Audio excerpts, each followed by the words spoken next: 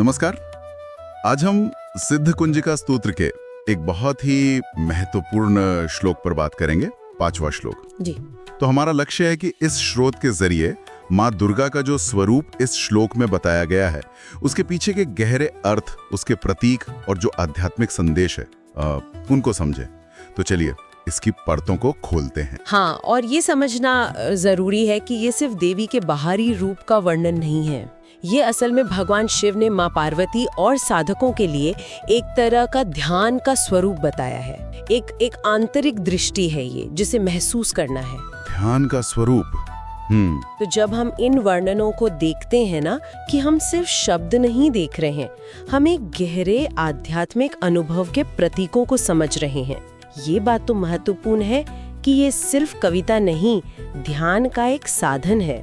तो सबसे पहले वो श्लोक ही पढ़ लेते हैं जिस पर आज बात होनी है। जी। रक्त वस्त्रधरा देवी नानालंकार भूषिताम मणिकुंडलम मंडिताम स्मेरमुखीम चंद्रशेखराम। रक्त वस्त्रधरा देवी मतलब लाल वस्त्र पहनने वाली देवी। हाँ। नानालंकार भूषिताम यानी कई तरह के आभूषणों से सजी हुई। मणिकुंडलम मंडिताम मणियों वाले सुंदर कुंडलों से शोभित। और स्मेर मुखीम चंद्रशेखराम मतलब मंद मुस्कान वाला चेहरा और मस्तक पर चांद धारण करने वाली देवी। ये तो हुए सीधे सीधे शब्दार्थ। बिल्कुल, ये शब्दार्थ हमें एक आधार देते हैं। ये श्लोक माँ दुर्गा की ऊर्जा, उनका ऐश्वर्य, करुणा और शांति, इन सभी गुणों को एक साथ दिखाता है। ये सिर्फ एक ठहरी हुई छवि नहीं है, बल्कि गुणों का एक गतिशील संगम है जिसे साधक अपने अंदर महसूस कर सकता है। हर तत्व का अपना गहरा आध्यात्मिक महत्व है इसमें। तो चलिए एक एक करके इन प्रतीकों को समझते हैं। पहला तत्व है लाल वस्त्र, रक्त वस्त्र धरा। ये रंग क्यों चुना गया? इसका क्या खास महत्व है? ये सिर्फ एक रंग तो नहीं लगता। निश्चित रूप से नहीं। माँ के लाल वस्त्र सिर्फ सुंदरता या श्रृंगार की बात नहीं है। ये मुख्य रूप से दो चीजों का प्रतीक है, ऊर्जा मतलब एनर्जी और कर्म यानी एक्शन। ऊर्जा और कर्म। अच्छा। हाँ, ये जीवन की जो धड़कन है, सक्रियता है, उत्साह है, गतिशीलता है, उसका प्रतिनिधित्व करता है। लाल रंग शक्ति, सृजन और रूपांतरण से जुड़ा है कि ये हमें कर्मशील होने की प्रेरणा देता है। जीवन में जो निष्क्रियता है उसे छोड़कर उत्साह और एक उद्देश्य के साथ काम करने की। ये एक तरह का बुलावा है जीवन को पूरी ऊर्जा से जीने का। कि ये ऊर्जा कोई विनाशकारी नहीं बल्कि सृजनात्मक है, जीवन देने वाली है। ऊर्जा और कर्म यानी ये सिर्फ देवी की शक्ति नहीं, बल्कि हमारे अपने जीवन में सक्रियता का भी प्रतीक है कि उद्देश्य के साथ किया गया कर्म ही एक तरह की साधना बन सकता है। अच्छा, अब आगे बढ़ते हैं आभूषणों की तरफ। नाना अलंकार भूषिताम और खास तौर पर मणि जड़ित कुंडल, मणिकुंडलम मंडिताम। यहाँ बात वाकई दिलचस्प हो जाती है। आभूषण पहली नजर में देवी के तेज, उनके वैभव, उनकी दिव्यता को दर्शाते हैं। जी। खासकर मणिकुंडल जो कानों में पहने जाते हैं, उनका एक बहुत विशिष्ट प्रतीकात्मक अर्थ है। ये कुंडल इस बात का प्रतीक है कि माँ अपने भक्त की हर पुकार, हर प्रार्थना, हर दुख दर्द को बहुत ध्यान से सुनती हैं। अच्छा, सुनने का प्रतीक। हाँ, वो सिर्फ सुनती ही नहीं बल्कि हर ध्वनि, हर भाव को ग्रहण करती हैं। ये उनकी संवेदनशीलता और भक्त के प्रति उनकी जो निकटता है उसको दिखाता है। ये विचार के कुंडल सिर्फ गहने नहीं बल्कि माँ के ध्यान से सुनने का प्रतीक है, ये तो काफी गहरा है। ये भक्त को एक आश्वासन देता है ना? बिल्कुल, कि माँ के लिए सबसे सुंदर आभूषण क्या है? भक्त के द्वारा किए गए अच्छे, रचनात्मक और समर्पित कर्म। अरे वाह। माँ भक्त के सत्कर्मों को ही अपने अलंकरण के रूप में धारण करती हैं। हमारे नेक काम ही उन्हें सजाते हैं। तो इस तरह से आभूषण सिर्फ बाहरी चमक दमक नहीं है, बल्कि आंतरिक गुणों और कर्मों के महत्व को भी दिखाते हैं।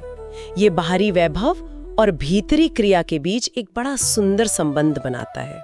ये व्याख्या तो कर्म के सिद्धांत को एक नई ही नजर दे देती है कि हमारे कर्म ही माँ का श्रृंगार बन सकते हैं। ये वाकई प्रेरणादायक है।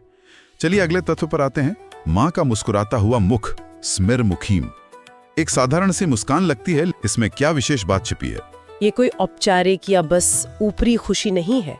ये माँ की असीम करुणा, उनकी गहरी ममता और उनके अनुग्रह का साक्षात स्वरूप है। करुणा और ममता। हाँ, ये मुस्कान भक्त को विश्वास दिलाती है कि माँ दयालु हैं, वो स्वीकार कर रही हैं और उनकी शरण में डर की कोई जगह नहीं है। यहाँ एक महत्वपूर्ण संदेश छिपा है। सच्ची शक्ति कठोर या डरावनी नहीं होती।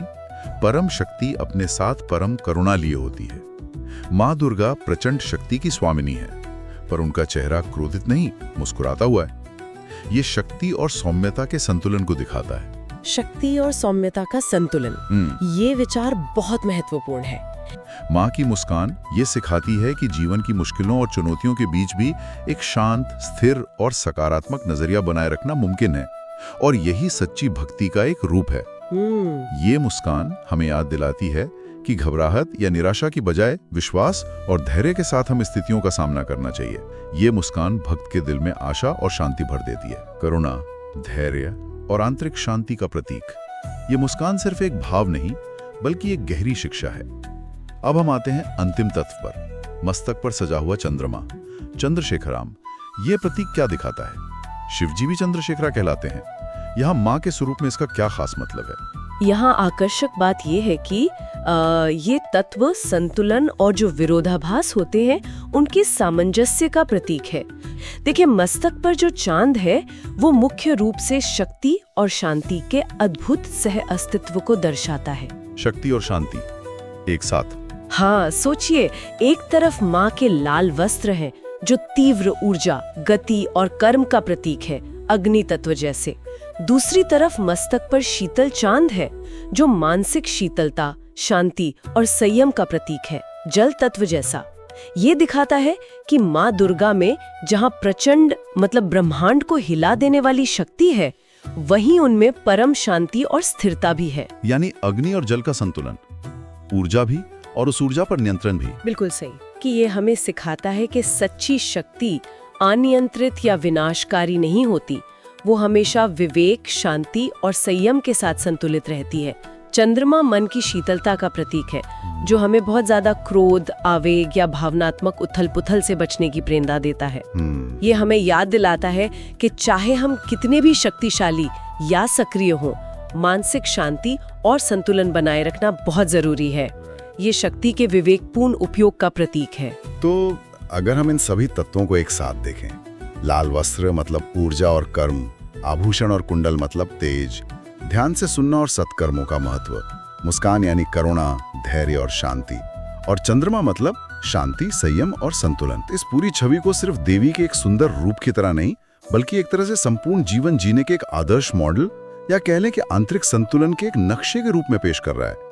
तो इस सबका क्या मतलब है हमारे आज के जीवन के लिए? इसे हम अपनी रोजमर्रा की जिंदगी में कैसे देख सकते हैं? आपने बिल्कुल सही सार निकाला है कि ये सिर्फ देवी का वर्णन नहीं, बल्कि हमारे अपने अंदर विकसित किए जाने वाले गुणों का एक खाका है। देखिए, आज का जीवन कई तरह के तनावों, चुनौतियों और भाग दौड़ से भरा है। हाँ, ये तो है। ये श्लोक हमें एक संतुलित और उद्देश्यपूर्ण जीवन जीने की कुंजी देता है। ये हमें सिखाता है कि जीवन में सफलता और आध्यात्मिक पूर्णता के लिए इन गुणों का एकीकरण मतलब इंटीग्रेशन बहुत जरूरी है। पहला, ऊर्जा और कर्म, लाल वस्त्र, जीवन में सक्रिय रहें, उत्साह बनाए रखें, अपने कर्तव्य करें, निष्क्रियता छोड़ें, ठीक है? ओके। दूसरा, करुणा और सकारात्मकता, मुस्कान, दूसरों के प्रति दयालु रहें, मुश्किल हालात में भी धैर्य और पॉजिटिविटी बनाए रखें। तीसरा, शांति और संयम, चंद्रमा, अपनी भावनाओं और आवेगों पर नियंत्रण रखें, मानसिक शांति बनाए रखें, विवेक से फैसले लें। और चौथा, ध्यान से सुनना और सत्कर्म, कुंडलाभूषण, दूसरों की सुने, समझें और अपने कर्मों को ऐसा बनाएं कि वो खुद ही आभूषण बन जाए। कि जब हम इन चारों आयामों कर्म, करुणा, संयम और सजगता को अपने जीवन में संतुलित रूप से अपनाते हैं, तो हमारा जीवन खुद ही एक साधना बन जाता है। जीवन ही साधना। ये हमें सिखाता है कि आध्यात्मिकता सिर्फ पूजा पाठ तक सीमित नहीं है, बल्कि हमारे रोज के जीवन के हर काम, हर विचार और हर भावना में प्रकट हो सकती है। यदि हम इसे बड़ी तस्वीर से जोड़ें, ये श्लोक हमें दिखाता है कि कैसे शक्ति और शांति, कर्म और करुणा, सक्रियता और स्थिरता एक साथ रह सकते हैं, और यही एक पूर्ण और सफल जीवन का रहस्य है। ये अद्भुत है कि कैसे एक छोटा सा श्लोक जीवन के इतने गहरे और व्यावहारिक सिद्धांतों को अपने में समेटे हुए है। ये सिर्फ देवी की स्तुति नहीं, बल्कि जीवन जीने की कला का सूत्र भी है। माँ का ये स्वरूप उनकी अत्यधिक निकटता, उनकी सुलभता और भक्त वत्सलता को दर्शाता है। वो कोई दूर की अगम्य शक्ति नहीं है। जैसा हमने देखा, मणिकुंडल बताते हैं कि वे भक्त की हर बात ध्यान से सुन रही हैं। हाँ। स्मेरमुख यानी मुस्कुराता चेहरा बताता है कि वे प्रसन्न हैं, करुणामय हैं और भक्त को स्वीकार करने को तैयार हैं। उनका पूरा रूप, जिसमें ऊर्जा और शांति का संतुलन है, वो भक्त को सुरक्षा और आश्वासन देता है। जब कोई साधक माँ के इस खास स्वरूप का ध्यान करता है, इन वस्त्रों, आभूषणों, मुस्कान और चंद्रमा के साथ, तो वो सिर्फ एक बाहरी छवि का मन में चित्रण नहीं कर रहा होता। अच्छा। वो असल में इन गुणों से, इस उपस्थिति से, इस ऊर्जा से सीधे जुड़ने का प्रयास कर रहा होता है। यानी ये ध्यान एक पैसिव मानसिक व्यायाम नहीं, बल्कि एक एक्टिव जुड़ाव है। हाँ, ये पूजा या कर्म कांड से आगे बढ़कर देवी के साथ एक वास्तविक, महसूस किया जाने वाला संबंध बनाने का जरिया है कि यही जीवंत अनुभव, ये सीधा जुड़ाव ही सिद्ध कुंजिका स्तोत्र की आत्मा है। ये सिर्फ शब्दों का पाठ नहीं, बल्कि देवी की चेतना के साथ एक होने का प्रयास है, उनके गुणों को अपने अंदर आत्मसात करने की प्रक्रिया है। ये संबंध भक्त को शक्ति, शांति और मार्गदर्शन देता है, एक जीवंत अनुभव। ये शब्द इस श्लोक के पाठ या ध्यान को एक बिल्कुल नई गहराई देते हैं। तो संक्षेप में एक बार फिर दोहराते हैं, माँ दुर्गा के इस स्वरूप में लाल वस्त्र उनकी गतिमान ऊर्जा और कर्म का प्रतीक है, जो हमें सक्रिय जीवन जीने की प्रेरणा देते हैं। उनके आभूषण और खासकर मणि कुंडल उनके तेज, वैभव और सबसे महत्वपूर्ण, भक्त की हर पुकार को ध्यान से सुनने की क्षमता का प्रतीक है। साथ ही ये भी कि हमारे अच्छे कर्म ही उनके सच्चे आभूषण है। बिल्कुल। उनकी सौम्य मुस्कान उनकी असीम करुणा, ममता और धैर्य का प्रतीक है, जो हमें कठिन समय में भी शांत और सकारात्मक रहना सिखाती है। और अंत में उनके मस्तक पर विराजमान चंद्रमा शक्ति के साथ शांति और संयम के संतुलन का प्रतीक है, जो विवेकपूर्ण जीवन जीने के लिए जरूरी है। यदि कोई व्यक्ति सिर्फ इन प्रतीकों के अर्थ को समझने तक ही न रहे, बल्कि सचेत रूप से, कॉन्शियसली इन गुणों, कर्म की ऊर्जा, लाल वस्त्र वाली, करुणा और धैर्य की मुस्कान, स्मिरमुखी और शांति व संयम का संतुलन, चंद्रशेखरा को न सिर्फ अपने अंदर महसूस करने की कोशिश करे, बल्कि अपने रोजमर्रा के जीवन में, अपनी बातचीत में, अपने फैसलों और कामों में भी प्रकट करने लगे, तो इससे उसके अपने जीवन को देखने के नजरिए या दुनिया को अनुभव करने के तरीके में कैसा गहरा बदलाव आ सकता है। क्या ये बाहरी परिस्थितियों को बदले बिना आंतरिक शांति और उद्देश्य पाने का रास्ता हो सकता है? ये वाकई सोचने वाली बात है। ज्ञान को अनुभव और आचरण में कैसे उतारा जाए? हाँ, शायद इन गुणों को अपने जीवन में सचेत रूप से जोड़ने का प्रयास ही वास्तविक साधना है। ये हमें सोचने पर मजबूर करता है कि कैसे ये प्राचीन प्रतीक आज भी हमारे जीवन को दिशा दे सकते हैं। जय माँ दुर्गा। जय माँ दुर्गा।